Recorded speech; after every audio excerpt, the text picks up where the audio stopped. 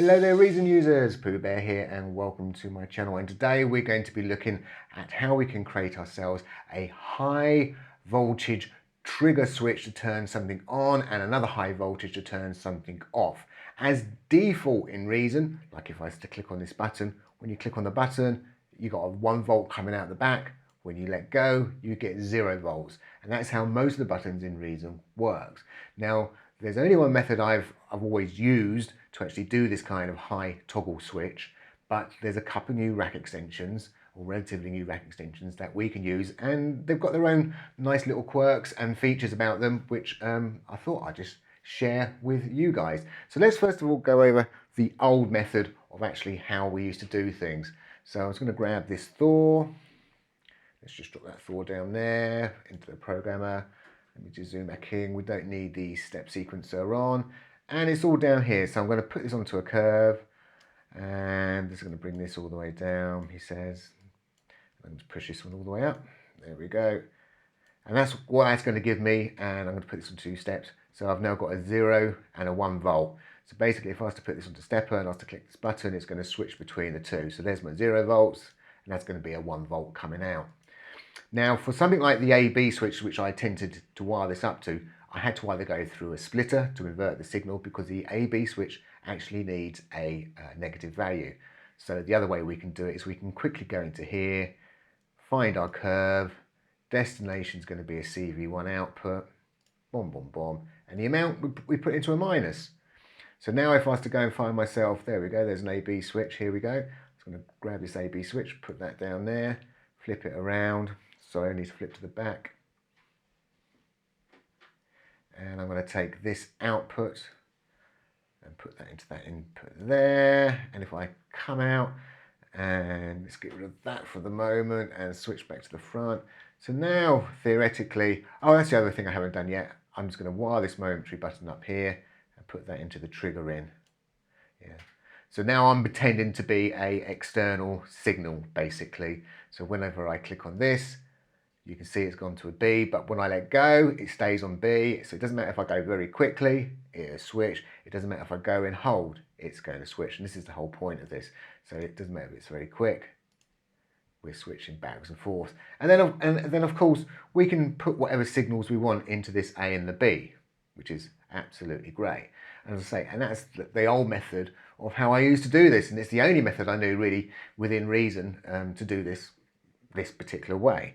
Now, recently we've had this new mod sequencer rack from Murph, and we can do exactly the same thing with this particular device here. I think some of the nice things what we can actually do with this particular device is it's already got unipolar and bipolar signal in here. So I can take this and move this down to just simply 2 steps, same sort of thing.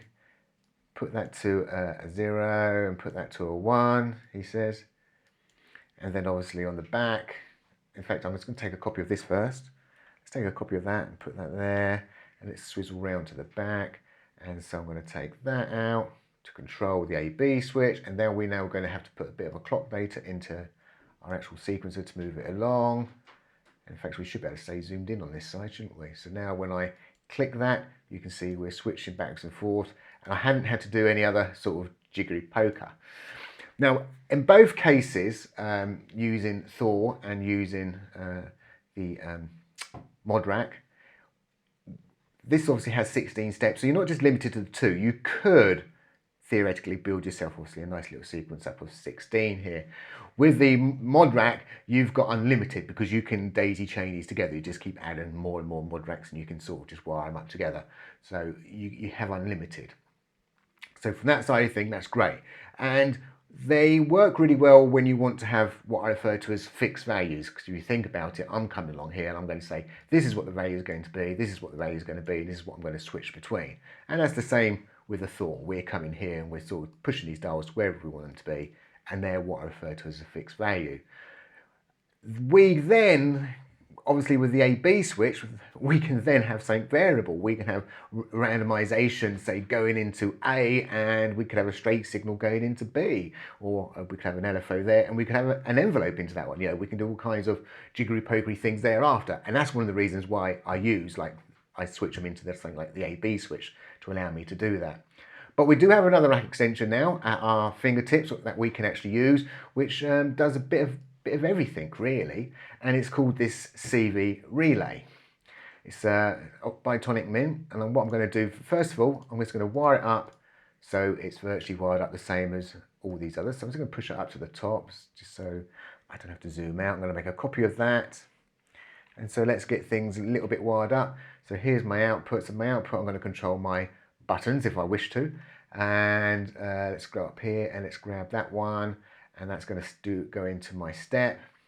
And so if I quickly swizz around to the front, at the moment when we do this, you can see this is not actually switching anywhere. So if I just pull this down probably just a little bit, that's probably enough. That's probably all I need to do. Whoops, I can't quite get it on. I'm just about getting on the screen. So you can see that we are, oh, do I need to push that up a little bit? Probably. So I'm just trying to get everything squeezed on the screen without my zoom program. Just trying to zoom off. So we've got exactly the same setup, as you can see. But the big advantage of, I say, using something like the CV relay is we can actually, rather than actually here putting our signals in the back, say an LFO, we could put our LFO directly into this device. We could have our, as I said, I could have an envelope going there, I could have an envelope in there, I could have a random signal coming here, I could have a static signal in here. So the nice thing about the CV relay, we've now just moved away from a simple AB switch. We've got an A, B, C, D, E, F, G, H switch. You know, we've really have expanded it, which is a bit different from when you're using the sequencers from the Modrack, or actually from Thor itself. I know we're going to get different numbers, but this is really going at different sources. So we really are sort of having a dynamic source coming in. So this gives us a dynamic source. These gives us dynamic sources, but obviously this is now giving us an 8-way dynamic source, and that's what makes it really, really nice.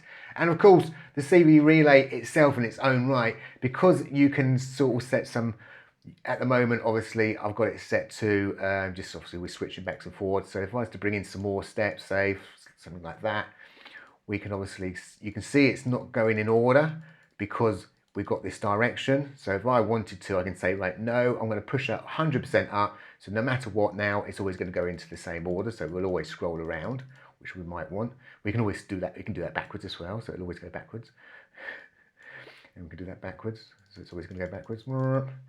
And of course, as I say, in the middle, it's doing like a 50-50 if it's stepping forward or backwards, which is really nice. And then obviously we've got a total random. So, you know, we could say, hey, I want a high voltage coming in, which is going to switch something. Great. And it's going to randomly switch something, which is going to randomly give me another dynamic value. You know, this is really, really powerful kind of stuff, what this CV relay sort of gives you. But at the same time, I do like, for the simple kind of AB stuff, I like this Modrack because of the footprint that we're actually putting inside the rack. It's nice and tiny. Don't forget, with something like Thor, even though you might look at Thor and go, oh, I really don't want to use, you know, all this synthesizer stuff and all the rest of it. Well, don't forget, this is an old device, and because it's an old device, it was really, really, really, really, really, really optimized. So the fact it has loads of other extra things on it, that doesn't bother me at all. You know, like with new devices though, you might say, I'm only using this portion, and there's other things bubbling away in the background. You're like, oh, really? You're using up resources? But this was so highly optimized from all the old devices in reason that, yeah, that's something you might want to use. So there you go. So here's a few different ways that we can keep firing off, as I say, a simple high signal, which whatever happens to be, that we can switch either between an AB switch. In the case of the CV relay, it doesn't need an AB switch. It's an AB switch. It's an A, B, C, D, E, F, G, H switch on its own right, which obviously makes it a very bit special. And it's obviously got that other little bit of functionality with the randomization and that in it.